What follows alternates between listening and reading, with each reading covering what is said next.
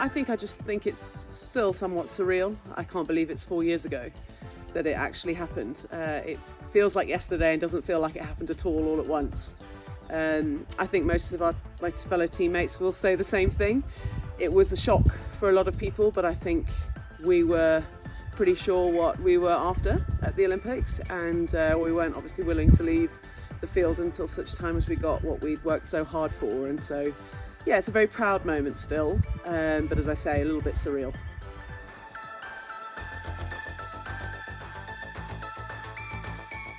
My favourite moment, of course, was standing on the top of the podium there, where we hoped, wished and dreamed we'd only ever get to.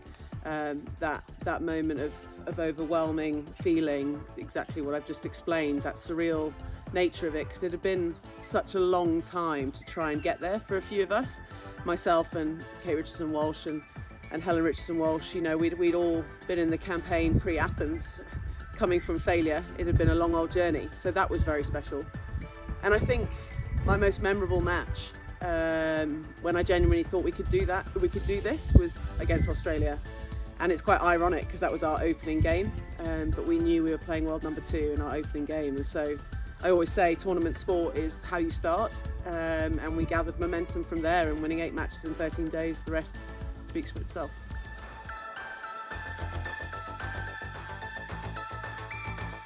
Thankfully, we didn't know that there were 9 million people watching our Olympic final, but at the same time, I think the aftermath initially was obviously celebratory, massive celebrations, and it was lovely that Great Britain Hockey actually got all our families and friends that had gone over to Rio to support us.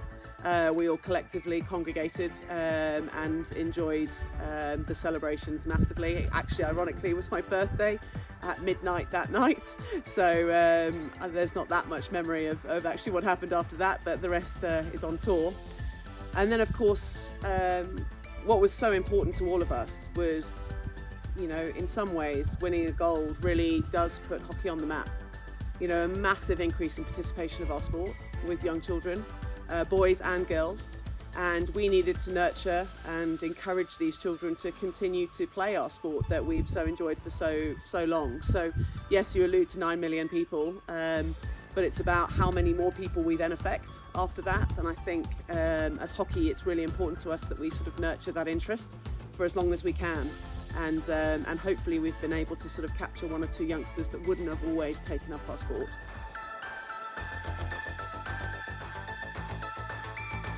I've sort of got 2 people that sort of stick out to me. Lizzie Arnold, ironically both from Winter Olympic sports. Lizzie Arnold came up to me some time back and was actually said to me about a year or so ago that her decision to return to sport was because she had seen mine and that I had done it in a short period of time, and then she went out there and unbelievably nailed it and won an Olympic gold medal. So I find that inspiring, that maybe mine helped somebody else. But the people that really inspire me are post-success. There's a guy called Johan Goss who won 4 Olympic gold medals in speed skating for Norway.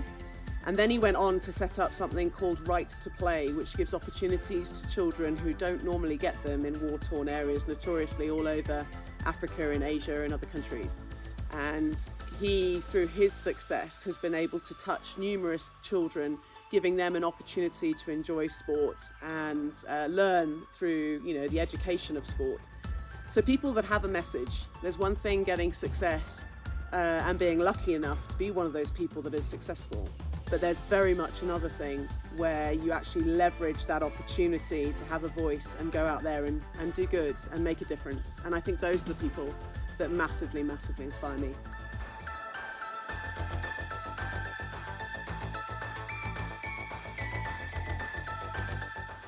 Well, I think that knits in quite nicely with the question before. You know, you're given an opportunity where people start, you know, the audience starts listening to you because you've been successful in one field. And I find that very humbling. So exactly what, you know, Johan did and a number of others have done, Linford Christie, etc., sort of setting up various initiatives in what they're passionate about. I leveraged my other passion, which has been conservation.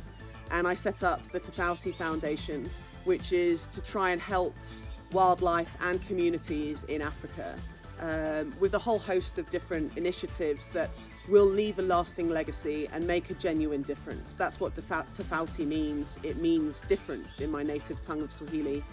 And so my big passion is about leaving a legacy, trying to help people and wildlife who are less fortunate than ourselves. And of course, I'm in those situations, being African, being a Kenyan regularly, and I love having the opportunity to be able to give back. So if anybody's interested in conservation at all, I would love an opportunity just to speak to you, to work with you, whatever it may be. Because Tofauti, I'm learning as I go. I don't believe I know everything, but I believe in collaboration and working together. No matter what it is you're passionate about, whether it's conservation, whether it's humanitarian, I think they all have, you know, a similar moral compass to just leave an impact, and that's what I'm hoping to do with Tofauti.